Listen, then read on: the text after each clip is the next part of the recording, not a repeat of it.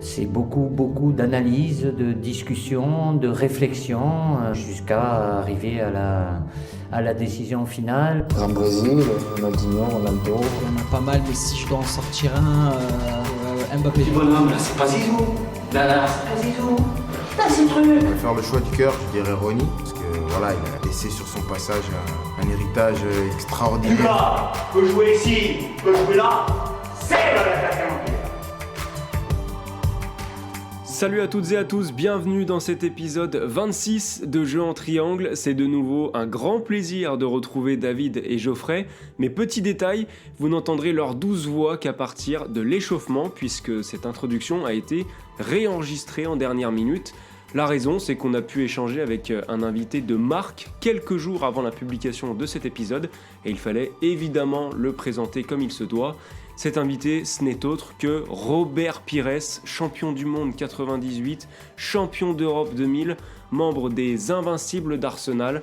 On remercie donc grandement Robert Pires pour cet entretien, dont on mettra évidemment des extraits dans cet épisode pour l'enrichir un peu plus, et que vous pourrez retrouver en parallèle en intégralité sur notre chaîne YouTube d'ici quelques jours. Pour le reste, on vous rappelle comme d'habitude qu'on compte énormément sur votre soutien pour gagner en visibilité, et ça passe toujours par la même chose, des partages, des notes, des pouces bleus sur YouTube et tout ce qui s'ensuit.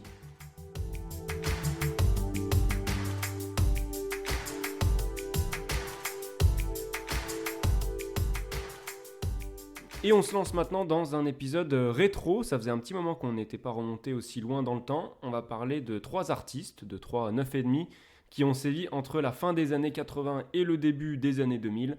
On se lance dans une discussion autour de Roberto Baggio, Dennis Bergkamp et Youri Djorkaeff.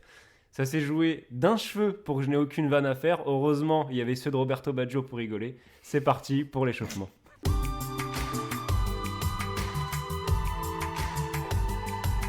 On se lance donc avec l'échauffement. David, à toi l'honneur. Du coup, je vais me lancer sur Dennis Bergkamp. Un de mes premiers souvenirs de foot, en fait, c'est la Coupe du Monde de 98. Et ce fameux but tout aussi exceptionnel en quart de finale contre l'Argentine, avec une ouverture, une transversale parfaite de Franck Debourg. Et ensuite, un enchaînement de Bergkamp, contrôle porte-manteau, enrhumage de Ayala, et extérieur du pied, petit filet opposé. Lucarne opposée. Lucarne opposée. Je pense que c'est un but qui décrit tout Dennis Bergkamp. L'élégance, la finesse technique, tout. Du coup, c'est plus ce but que celui qu'avec Arsenal qui m'a plu. Moi, je suis extrêmement fier d'avoir pu partager quelques années justement avec Dennis, parce que j'ai énormément appris à ses côtés tous les matins au quotidien. C'était pour moi un exemple, surtout sur l'aspect technique, même si j'ai reçu une très bonne formation à la française, que ce soit au Stade de Reims ou FC Metz, le fait de pouvoir s'entraîner, de côtoyer des joueurs comme Bergkamp, bien évidemment, ça ne peut que vous aider et vous améliorer. Après, je suis très content parce qu'en fait, je passe souvent à la télé grâce à Dennis Bergkamp. Pourquoi je dis ça ? Parce que encore aujourd'hui, il a inscrit l'un des plus beaux buts de la Première Ligue. Et bon, j'y suis pour rien, parce que moi, j'ai juste fait la passe. Bon, c'est une passe de 20 mètres, et puis après, il fait un geste juste fabuleux. Et ceux qui ne l'ont pas vu, justement, avec YouTube aujourd'hui, on peut aller le voir, on peut aller le visionner. C'était un Newcastle Arsenal. Et croyez-moi, ça vaut le détour pour ceux qui aiment le beau jeu et surtout les très beaux buts. Moi, Baggio, c'est directement la cassette de la Coupe du Monde 98, qui est le contenu vidéo indiscutablement que j'ai le plus regardé de ma vie. On parle d'heures et d'heures passées devant cette cassette avec tous les highlights. Encore malgré tous les rembobinages. Ah non, mais après j'ai arrêté, je sais plus à quel âge quand YouTube est arrivé. Quoi. J'ai pu regarder la même chose sur YouTube. Mais voilà, ces highlights de tous les moments forts de l'équipe de France. Et vient donc ce match contre l'Italie où en fait je pense que c'est les premières images que je vois de Roberto Baggio. Dans ce résumé-là, je découvre un joueur assez agréable à regarder. Je vois ce joueur qui est tout proche de crucifier l'équipe de France, surtout avec cette volée qui passe c'est assez difficile à expliquer pourquoi elle a terminé à côté. Je revois la séance de tir au but, évidemment. Lui, il met le sien et je crois qu'il a un petit geste, un petit chute pour les supporters français. Mais bref, globalement, dans ce trio, il y a un fort parfum du foot que j'ai commencé à regarder avec mes yeux d'enfant. Et c'est à travers ce type de joueurs, cette génération-là, que j'ai découvert mes premières images de foot en comprenant un peu ce qui se passait. Moi, pour Djorkaeff, comme vous le dites, forcément, il y a un truc très marquant de la Coupe du Monde 98. Mais au-delà de ça, c'était vraiment, à cette époque-là en tout cas, le joueur préféré de mon père. Donc du coup, en plus, il était passé une saison par Paris, donc 95-96. Et vraiment, mon père, voilà, Zidane, en gros, il aimait bien, mais sans plus. Moi, j'étais vraiment très Zidane. Et mon père, c'était à fond Djorkaeff, maillot de l'équipe de France avec le numéro 6. Et vraiment, il m'en a parlé en long, en large. C'est un des seuls joueurs du coup dont j'ai lu l'autobiographie. C'est pas un exercice que je suis fan de lire. Mais là, le Snake, l'autobiographie de Djorkaeff, je l'ai lu, je dois encore l'avoir dans la bibliothèque. Donc du coup, ouais, c'est vraiment un souvenir très marquant de famille, quoi. Il y avait vraiment ce côté, il m'a transmis ce plaisir à voir jouer ce joueur qui est à la fois très élégant et très atypique. Et du coup, que j'ai vraiment appris à apprécier grâce à mon père. L'élégance va être un des maîtres mots de ces prochaines minutes. C'est parti pour le match. Ça fait un match, mon gars. Un match de chez match, on appelle ça. On commence avec Roberto Baggio. Il a 55 ans aujourd'hui, 1m74, l'italien. Carrière 100% Italie, 100% Serie A. Ça commence à l'Anerossi Vincenze. Je connais pas cette équipe, j'ai pas honte de le dire. Ça, c'est pas Serie A. Voilà, c'est pour ça que j'ai dit 100% Italie au début. La Fiorentina entre 85 et 90. La Juve également pour 5 saisons jusqu'à 95. Le Milan AC entre 95 et 97. Bologne pour une saison ensuite. L'Inter entre 98 et 2000. Et puis Brescia pour terminer sa carrière pendant 4 saisons. On a affaire à un joueur... Est-ce qu'on commencerait pas par des propos très très forts ? Est-ce qu'on n'irait pas dire que Roberto Baggio c'est un petit peu le Maradona du pauvre ? C'est-à-dire... Tu sais que je l'ai noté dans mes notes. J'ai mis un mélange entre Maradona et Platini pour le profil de joueur, évidemment. C'est pour ça. Talent, c'est autre chose. Mais... C'est qu'en fait, en Baggio, je parle de Maradona, mais en me refaisant ces compiles, j'ai eu l'impression d'aller choper... de voir plein d'influences de plein de joueurs différents. Je pense on a souvent dans notre inconscient le fait que Ronaldinho a inventé plein de choses, mais je pense qu'il y a des gestes que Ronaldinho a fait que Baggio faisait avant lui et dont on se rappelle pas forcément, genre les coups du foulard, genre ce genre de trucs. Et voilà, j'ai l'impression de voir plein de joueurs plutôt agréables à regarder en Roberto Baggio. Ouais, en fait, sans faire la comparaison avec les deux autres, mais c'est celui qui a, comme tu dis, qui avait la touche technique un peu plus fantasque, on va dire, qui est Djorkaeff et Bergkamp, c'est quand même très clinique, très, très chirurgical, alors que Baggio avait un peu ce côté folie dans son jeu.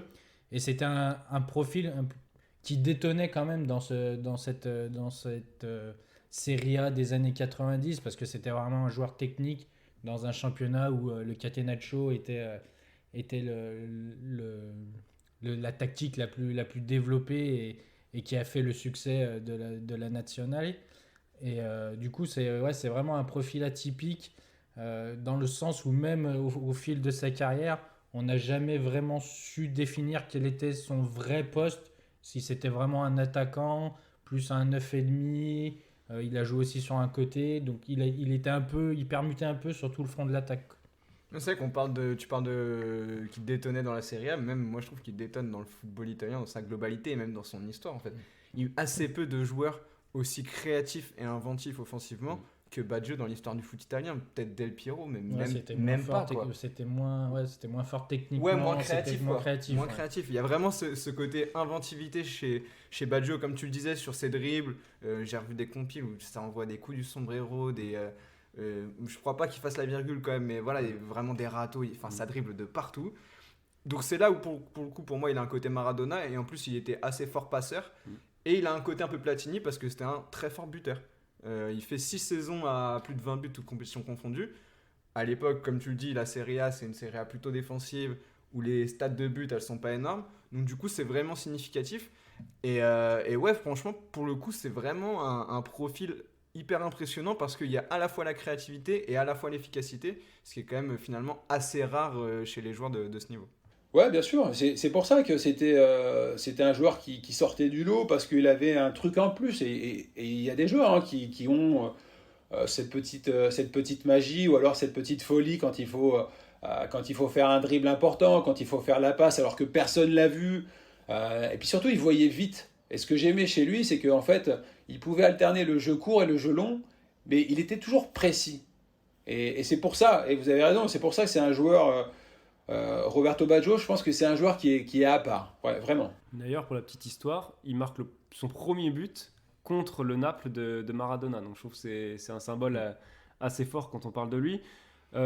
Difficile à classer, Baggio, c'est vrai, parce qu'il y a des expériences qui sont passées plus ou moins bien. Il n'a pas vraiment réussi à s'imposer à chaque fois dans des grands clubs. À la Juve, il a été un peu poussé vers la sortie. Il y a eu Del Piero, il y a eu des blessures. Il a perdu sa place de titulaire au Milan aussi. À l'Inter, ça a été compliqué. On attendait beaucoup de son duo avec Ronaldo, par exemple. Et puis finalement, il y a eu Vieri qui est arrivé aussi. Donc souvent, il a été un peu poussé vers la sortie. Mais pourtant, Ballon d'Or 93. Donc c'est quand même très très très difficile de classer ce joueur parmi les très grands joueurs de l'histoire. Ce qui va aider à le classer, c'est peut-être le fait qu'il ait été énormément blessé et c'est ça qui lui a coûté très cher. Ouais, en fait, t'as presque l'impression que, en grossissant les traits, que sa carrière, elle s'arrête presque au moment de son Ballon d'Or et on va dire derrière, jusqu'à la fin de son aventure à la Juve, et que derrière, t'as vraiment une pente descendante dans sa carrière.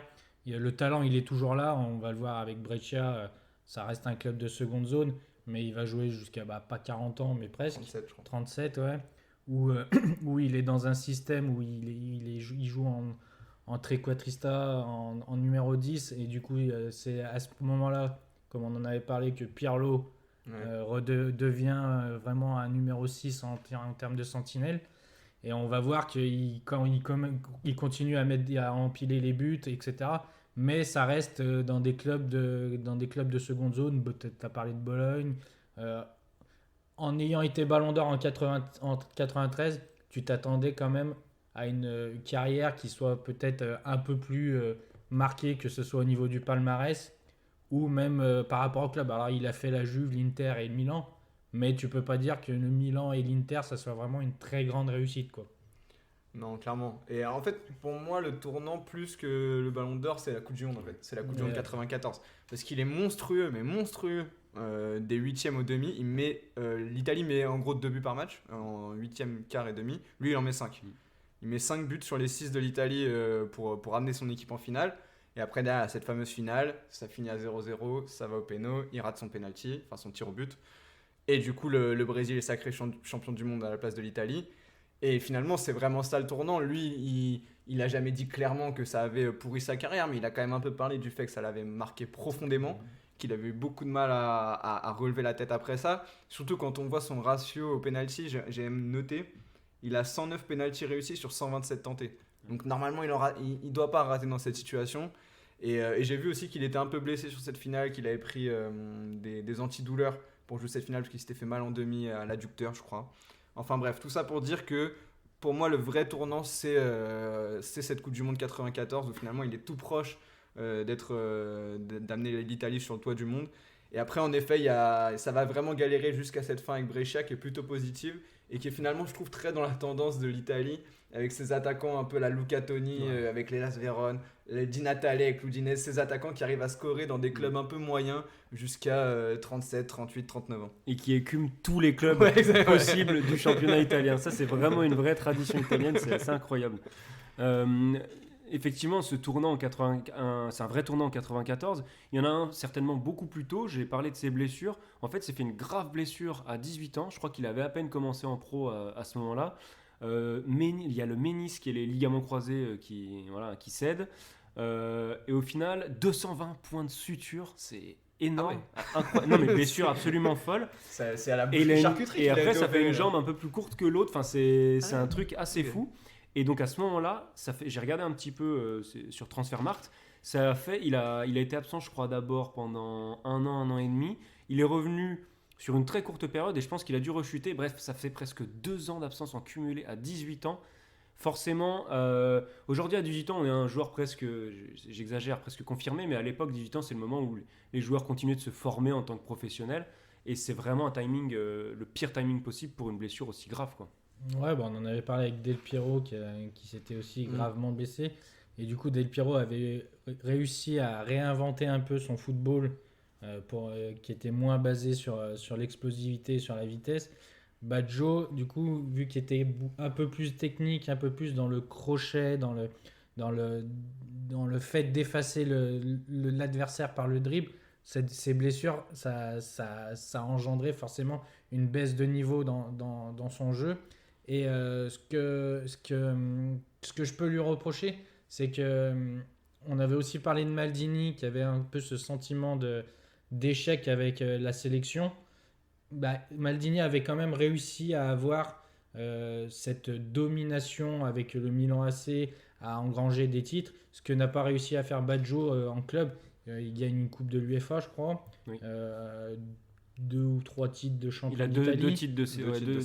Mais autrement, à côté de ça, il gagne jamais la Ligue des Champions, alors qu'il Il a très peu joué même. Il a joué que 2 fois, je crois. Ouais, voilà, donc pour un mec, on va pas dire que le Ballon d'Or 93 c'est une escroquerie parce que sa saison est exceptionnelle, mais tu attends quand même plus d'un joueur qui a été Ballon d'Or que de jouer 2 fois une campagne de Ligue des Champions dans sa carrière, quoi. Ouais, il a un peu une image, finalement un peu comme cette génération italienne globalement, quoi. Il a un peu une image de loser finalement, où t'as plein de fois le sentiment que ça passe pas loin. On parle il y a déjà la Coupe du Monde 90 où l'Italie se fait sortir en demi par Maradona justement. 94 on en a parlé, 98 ça joue encore au tir au but contre la France. Je me souviens que Didier Deschamps l'avait dit, mais je vais pas lui faire de cadeau, quoi. Bon, vous connaissez un peu Deschamps maintenant, je suppose. En plus, à l'époque, c'était plus dur, plus rugueux et moins de caméras. Donc, imaginez qu'il y avait quelques coups qui pouvaient se perdre.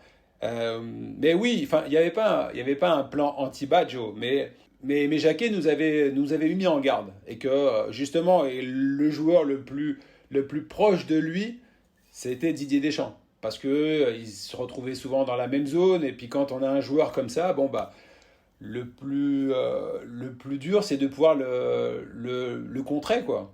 Et je trouve que Didier l'a très bien fait, mis à part, vous l'avez dit, sur la dernière action ou dans les prolongations où il a failli marquer un but extraordinaire, qui passe pas très loin du but de Fabien Barthez. Mais c'était l'homme à surveiller de très près, ouais, Baggio. On va, si c'est bon pour vous, messieurs, on va enchaîner avec Dennis Bergkamp.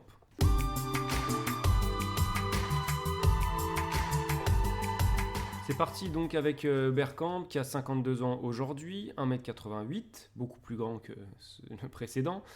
Ajax entre 86 et 93, l'Inter pendant 2 saisons, et puis évidemment Arsenal qui représente la plus grosse partie de sa carrière entre 95 et 2006. Il est maintenant il a été depuis adjoint à l'Ajax et maintenant à Almere City aux Pays-Bas que je ne connais pas, mais voilà, il épouse tout doucement une carrière de coach lui aussi. Effectivement, vous avez déjà commencé à en parler, mais Bergkamp, on va commencer par ça. C'est ce côté classe, mais dans la simplicité. Le jeu presque le plus épuré possible, mais à la fois avec des gestes d'une très très grande qualité et une maîtrise dans tout ce qu'il faisait, quoi. Je me souviens qu'à mes débuts, un jour, il m'a dit, on discutait comme ça, et il m'a dit, tu sais Robert, si j'ai un conseil à te donner, c'est que dans le football, le plus important, c'est le premier contrôle. Et en fait, il ne s'est pas trompé parce que ça veut dire quoi ? Ça veut dire que si tu réussis ton contrôle, de suite, tu es à l'aise, de suite, tu es dans de bonnes dispositions. Et donc, moi, je me suis vraiment basé et concentré sur le contrôle, le premier contrôle. C'était la justesse au service de l'efficacité. C'était l'Ajax de Cruyff, l'idéal de ce football total qui a fait la renommée de l'Ajax à la fin des années 80, début des années 90, ensuite avec Van Gaal. Et il est à la base de cette génération néerlandaise, on va dire dorée, annoncée comme les successeurs de la génération Van Basten, quoi. Ouais, mais une génération qui aurait certainement mérité de gagner quelque chose. Tout à l'heure, on disait que Baggio, les séances de tir au but lui avaient coûté cher. Ouais. Là, Bergkamp, 92, 96, 98, 2000. À chaque fois, c'est des éliminations au tir au but. Il perd en quart de finale en 94 en Coupe du Monde, mais là, pour le coup, c'est le Brésil. C'est un des plus grands matchs de l'histoire de la Coupe du Monde, d'ailleurs. Et ouais, je suis d'accord sur la technique très épurée de Bergkamp. Et pour moi, un des symboles, par exemple, sur le but de Newcastle, c'est assez symbolique pour moi.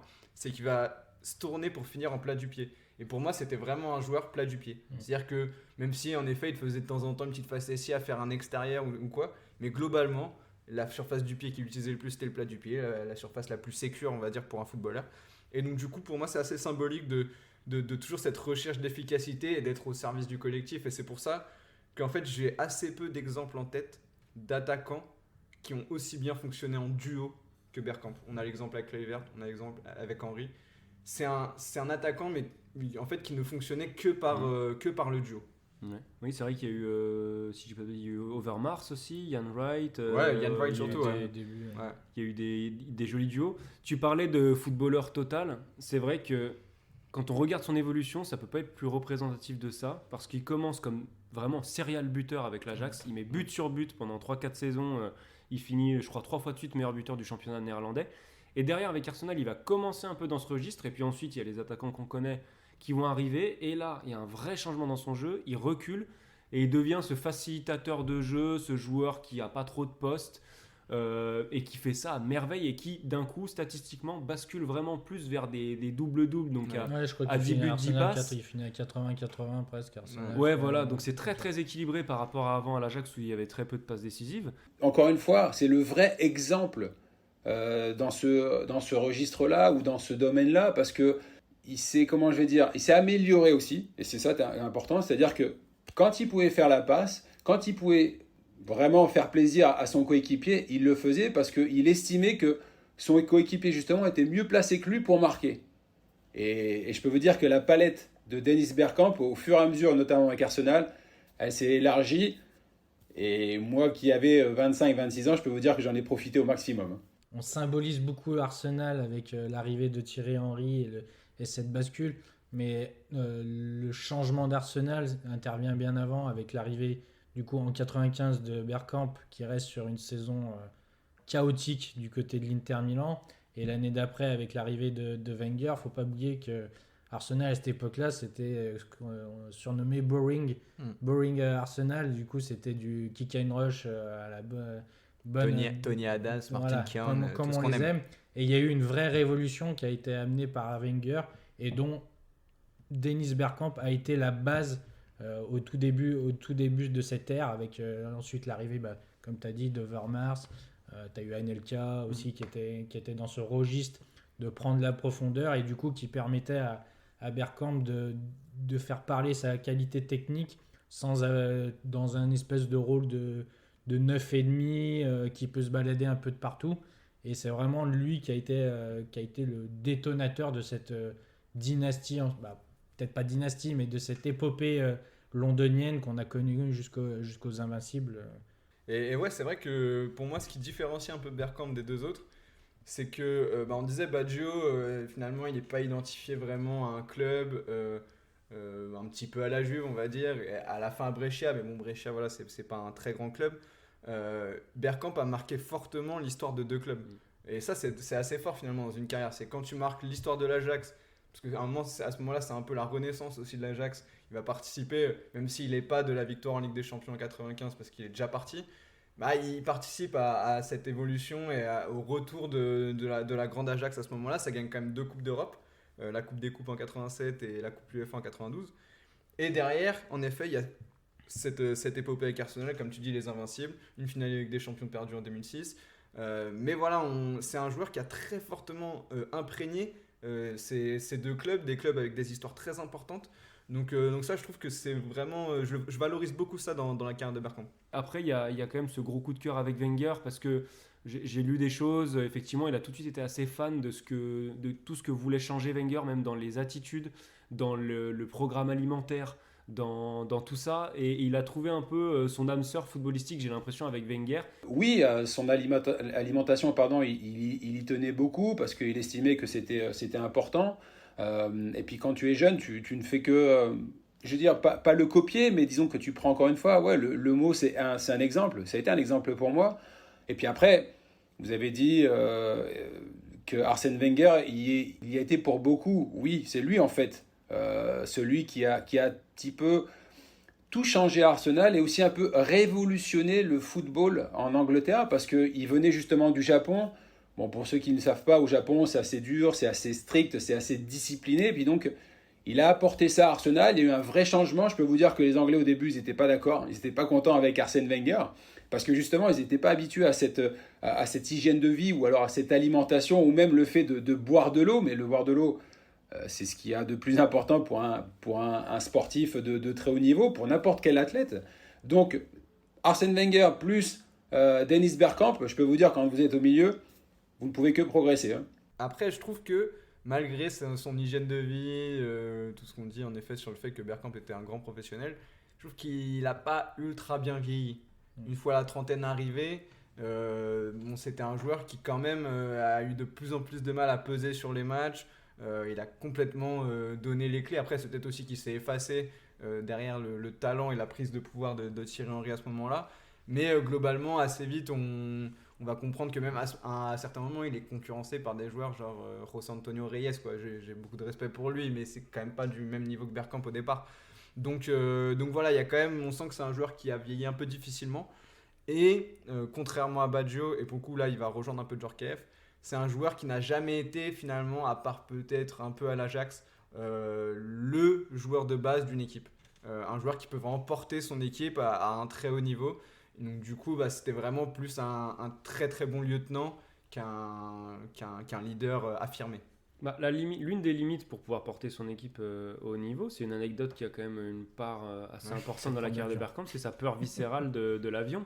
C'est-à-dire qu'il ne se déplaçait pas avec ses coéquipiers pour les matchs à l'extérieur en Ligue des Champions. Donc, j'ai découvert que c'était lié à la Coupe du Monde 94. Oui, ils avaient vécu un vol assez traumatisant, alors que déjà de base il n'était pas fan. Mais une alerte à la bombe avant et après, visiblement pour se poser, c'était une galère. Enfin bon, bref. On est bon sur Bergkamp, on va pouvoir passer avec le français de l'étape, Youri Djorkaeff.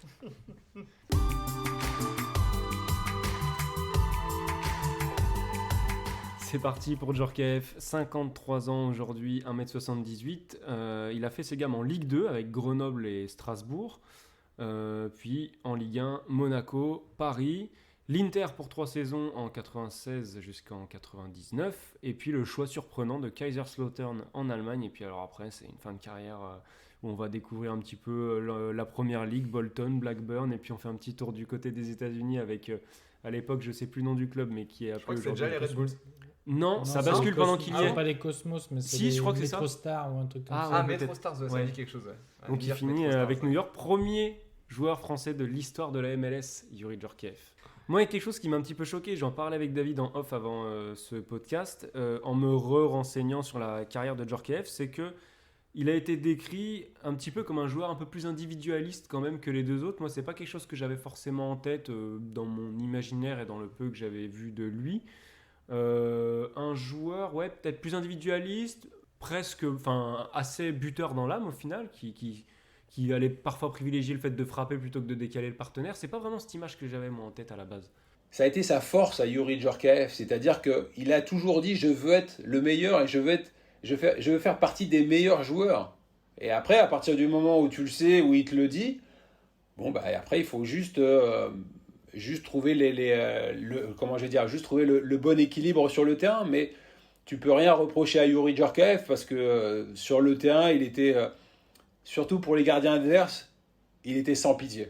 Et puis quand toi tu es derrière, tu es au milieu de terrain et que tu vois justement cette efficacité, tu comprends pourquoi il veut être le numéro 1. Il n'y a pas de problème. Pour moi, c'est un peu paradoxal. C'est-à-dire qu'en fait, je pense que c'est quelqu'un de naturellement assez introverti et solitaire. Et en effet, je pense dans les groupes, c'était pas le mec le plus... même si apparemment il était assez cool à vivre et tout, mais c'était pas le mec qui partageait le plus avec ses coéquipiers et tout. Par contre, je trouve en tout cas moi, quand je regarde à posteriori la carrière, c'est quand même le plus travailleur des trois. C'est-à-dire que c'est celui qui va avoir le plus gros volume de course, qui va aussi être le plus actif dans le pressing, là où des Bergkamp et des Baggio sans ballon finalement existaient assez peu. Je trouve que Djorkaeff, c'est un joueur qui s'est finalement pas mal sacrifié, notamment en équipe de France. Après, il l'a pas forcément voulu.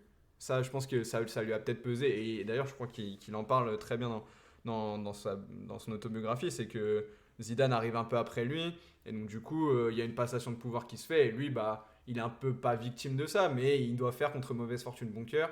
Il sent qu'il a un talent générationnel à côté de lui et il va un peu céder la place. Je pense qu'il l'a un peu mal vécu parce que c'est un joueur avec beaucoup d'ego. Mais en même temps, Je trouve que, notamment sur ce qu'il a fait en équipe de France, il y a une vraie capacité à se mettre quand même au service du collectif sur le terrain. Ce qu'il faut savoir, c'est que Youri Djorkaeff n'a jamais été jaloux de Zinedine Zidane. Parce que Zizou a pris beaucoup d'importance, a pris beaucoup de place, notamment avec ses 2 buts en finale face au Brésil. Mais il a toujours été là dans le collectif. Alors, quand il fallait marquer des buts, il le faisait, il n'y a aucun problème. Youri, il était très très efficace. Mais avec Zizou, ça s'est toujours bien passé. J'ai eu la chance de jouer 79 fois pour les Bleus. Entre les deux, ça s'est toujours bien passé. Ils respirent et ils jouent le même football. Et c'est pour ça qu'ils étaient en alchimie, parce qu'ils sentaient les choses de la même manière. Et la preuve, encore une fois, c'est qu'on a gagné. Ouais, c'est un peu un truc qui se retrouve, je trouve, tout au long de sa carrière. Ouais. Que ce soit au PSG, du coup au PSG il ne reste qu'une seule saison, ça se finit par la victoire en Coupe des Coupes, mais tu arrives dans un PSG où la vraie star c'est Rai. Ensuite tu vas à l'Inter, la première saison tu es la star, mais au bout d'un moment on te dit, dans ce que j'ai lu, c'est que le président lui aurait dit on veut faire une petite signature, est-ce que ça te dirait qu'on recrute Ronaldo? Du coup, c'est vraiment, il l'achète, donc ça devient la tête de gondole. Ronaldo devient la tête de gondole de l'Inter. Et tu en parles, comme tu dis, avec l'équipe de France, c'est Zinedine Zidane qui devient, malheureusement pour lui, le symbole déjà de cette victoire en Coupe du Monde, même si c'est lui qui est au final sur qui est passeur décisif. Mais on va retenir Zidane plus que Djorkaeff. Pareil pour l'Euro 2000. Le meilleur joueur français de l'Euro 2000, pour mon avis personnel, c'est Youri Djorkaeff. Certainement le plus régulier en tout cas. Ouais, mais du coup, quand on va en parler, c'est pas le premier joueur qu'on va ressortir. Après, Zidane fait un très gros Euro 2000. Ouais, je sais, je suis d'accord. Franchement, ça se joue là. Mais je veux dire que quand on va parler de l'Euro, on va parler de Zidane, ou on va parler du but de David Trezeguet en finale. On va pas parler de la régularité de Djorkaeff pendant tout le tournoi. Et je pense que c'est entre guillemets un mal qui l'a suivi durant toute sa carrière. Tout ça fait que on a classé Djorkaeff a posteriori dans la fameuse catégorie des joueurs sous-cotés. Ça revient très très souvent, Djorkaeff dans cette catégorie-là. Mais c'est vrai que déjà, tu n'avais pas de geste à la Djorkaeff, comme on aurait pu en voir avec surtout Badjo, peut-être un peu moins Bergkamp. Tu avais moins de choses tu n'avais pas forcément un geste ou une action qui le caractérise, je trouve. Tu disais tout à l'heure qu'en effet, il n'y avait pas énormément de passes décisives dans sa carrière, que c'était un joueur qui frappait beaucoup et tout. Je pense que c'est vraiment un des joueurs les plus instinctifs que j'ai eu l'occasion de voir dans ma vie. C'est un joueur, j'avais l'impression, qui réagissait en fait au quart de tour, et que du coup, ça a donné des actions exceptionnelles. J'ai en tête des volées, son retourné avec l'Inter. Enfin voilà, il y a des actions vraiment incroyables, mais parce que c'était un joueur qui faisait beaucoup de choses en 1-2 touches, qui était vraiment au ressenti, vraiment à l'instinct. Pour moi, c'est vraiment le mot qui le caractérise, c'est instinctif, parce qu'il y avait ce sentiment qui pouvait déclencher un peu à tout moment. Pareil, pour moi, son but contre l'Espagne, ça frappe en angle fermé là, dans le quart de finale de l'Euro 2000. Pareil, c'est une action où tu dis, mais il ne doit pas forcément frapper, l'espace, il n'est pas là. Et il y avait une forme de contre-pied un peu tout le temps avec Djorkaeff, parce qu'il faisait des choses qu'il n'y avait que lui qui pouvait y penser à ce moment-là, quoi. Ouais, et puis je trouve que au fil de sa carrière, tu parlais de son poste. Déjà, je trouve que dans le profil entre les trois, c'est peut-être celui qui avait très certainement le plus la capacité de pouvoir jouer actuellement comme un espèce de numéro 8, qui avait vraiment le volume de jeu pour pouvoir évoluer à différents postes, que ce soit au milieu de terrain ou attaquant. Et ce qui est contradictoire un peu, c'est qu'au début de sa carrière, je trouve qu'il a vraiment cet instinct, ce côté buteur dans l'âme. D'ailleurs, je crois que c'est de là que vient son surnom Snake. C'est qu'en fait, le mec, dès qu'il avait le ballon, il avait une seule obsession, c'était je frappe à la cage et je marque. Et je trouve qu'au fil de sa carrière, et du coup, au gré de ses associations et de l'éclosion de certaines stars à ses côtés, il s'est transformé un peu plus en role player, même si c'est un peu péjoratif de dire ça de lui, mais il s'est plus effacé que mis en avant comme à ses débuts, que ce soit à Strasbourg en D2 ou à Monaco, où il était vraiment l'une des pierres angulaires des Monégasques, quoi. Je mettrais un tout petit peu mal dans son jeu après avoir lu deux, trois choses. C'est le repli défensif. A priori, Wenger était un peu derrière lui sur ce côté-là. Donc, si on pense aux 8 modernes, il y a quand même chez les 8 d'aujourd'hui une vraie capacité à défendre, etc. Je trouve que Djorkaeff avait peut-être un petit peu moins ça. Puisqu'on parle de Wenger, ça a été aussi un homme important pour Djorkaeff comme il l'a été pour Bergkamp. Donc, c'est assez marrant de noter ça, puisque c'est lui qui l'a lancé à Monaco. À un moment où en fait sa carrière, c'est marrant, était assez linéaire. Je commence en Ligue 2, je vais dans un premier club, ensuite le PSG, on monte en gamme, et puis derrière transfert à l'Inter, etc. C'est assez linéaire. Et puis derrière, c'est vrai qu'il y a Kaiserslautern, et en fait on était aussi à une époque différente qui fait que quand on atteignait la trentaine, c'était beaucoup plus difficile peut-être de trouver un club qui voulait vous engager sur 2-3 saisons, alors qu'aujourd'hui c'est plus du tout un souci, les joueurs arrivent à jouer longtemps.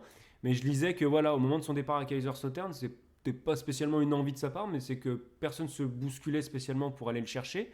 Après, aussi surprenant que ce soit, cette expérience à Kaiserslautern, bon, elle se termine mal parce qu'il y a des problèmes avec les dirigeants. Par contre, il envoie le club en Coupe de l'UEFA, donc c'était pas une expérience ratée non plus, quoi. Non, et puis je trouve qu'en fait, il y a quelque chose d'assez... là, pareil, encore une fois, il y a un peu d'instinct et c'est un joueur assez guidé par son cœur dans ses choix de carrière. T'as pas l'impression qu'il avait un plan de carrière très défini. Par exemple, quand il va à Paris, il dit clairement que c'est aussi parce qu'il veut marcher dans les pas de son père qui y avait joué. Et voilà, il fait le choix du cœur à ce moment-là de se dire je vais au moins passer une saison à Paris, même si je pense que les dirigeants auraient bien aimé le garder, mais à ce moment-là, voilà, il s'est passé des choses qui ont fait que ça n'a pas pu se faire.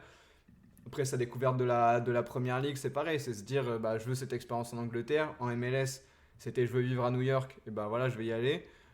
Finalement, il faisait assez peu attention à ce qu'on allait dire, à ce qu'on allait penser de ce qu'il faisait, de ses choix, quoi. Il avait vraiment l'impression d'une certaine liberté, en fait, que ça soit sur le terrain ou en dehors. Quelqu'un qui a toujours voulu suivre sa propre voie.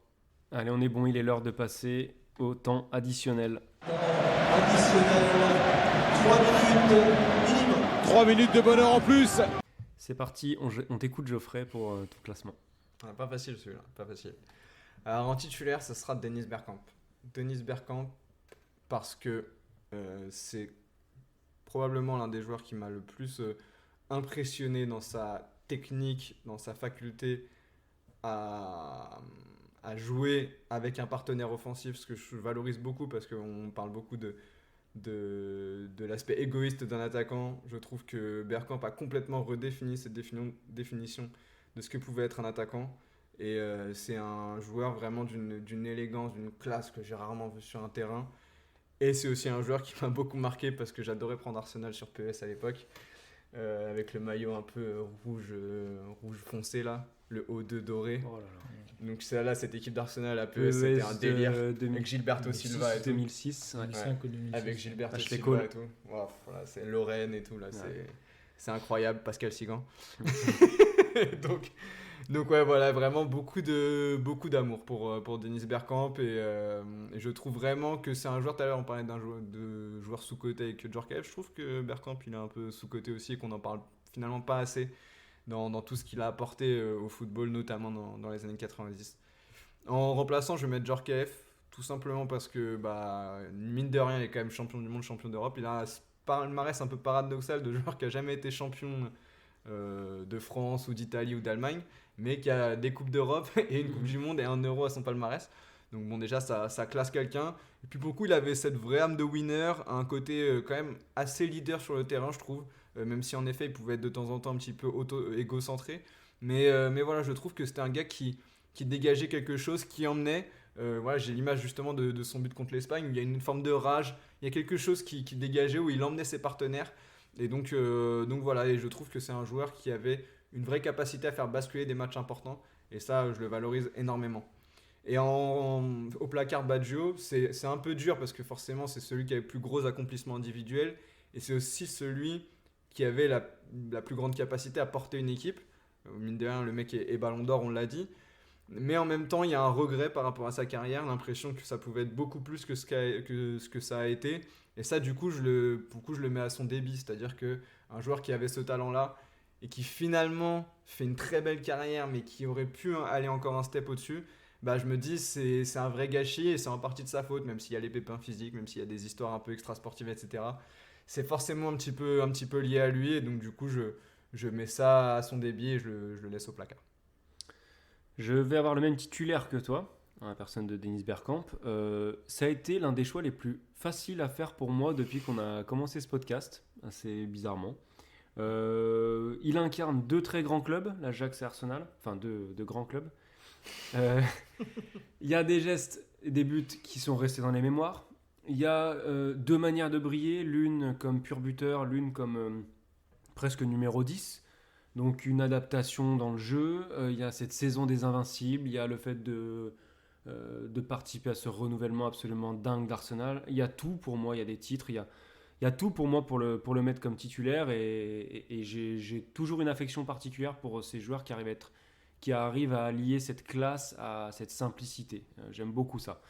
En remplaçant, je vais mettre Baggio pour son élégance, je vais avoir assez peu de choses négatives à dire, et en fait je vais prendre ton argument, Geoffrey, du on aurait pu attendre mieux, pour le retourner un petit peu et dire qu'en fait je trouve ça assez agréable qu'on ait des joueurs comme lui, c'est-à-dire des joueurs qui ont des qualités de très très grands joueurs, mais qui restent à hauteur du commun des mortels. C'est-à-dire qu'ils vont se blesser de temps en temps, ils vont avoir des failles, ils vont parfois se faire griller par la concurrence. C'est des mecs auxquels tu peux un peu plus t'identifier, c'est pas des surhommes. Donc j'aime bien ce côté-là chez Baggio, le côté un peu fantasque, les coupes de cheveux dont je me moquais dans l'introduction, mais voilà un peu le charme des années 90 aussi, tout ce qu'on aime, quoi. Et puis au placard, je vais mettre Djorkaeff. Aussi surprenant que ça puisse paraître, j'ai moins d'images de lui en tête, alors que c'est quand même Coupe du Monde 98, Euro 2000, les fameuses cassettes que j'ai regardées plein de fois. Voilà, un petit peu moins fan tout simplement de ce que dégageait le joueur et la personne, un peu plus introverti, même si Bergkamp c'est pas un grand loquace non plus, j'ai l'impression. Voilà, moins fan de manière assez générale de Djorkaeff, qui m'a beaucoup moins marqué. Bah, de mon côté, je vais avoir le même classement que Geoffrey, avec l'unanimité pour Denis Bergkamp. Je pense mérite. que, comme tu l'as dit Arthur, au moment où on a choisi le trio, je savais déjà qui c'est que je mettais premier, avant même de faire les recherches, qui aurait pu me mettre un peu de doute dans l'esprit, mais il y a de doute, il n'y en a jamais eu.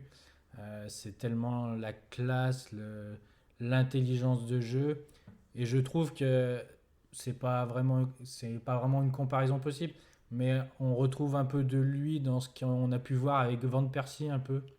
Un côté élégant, élancé.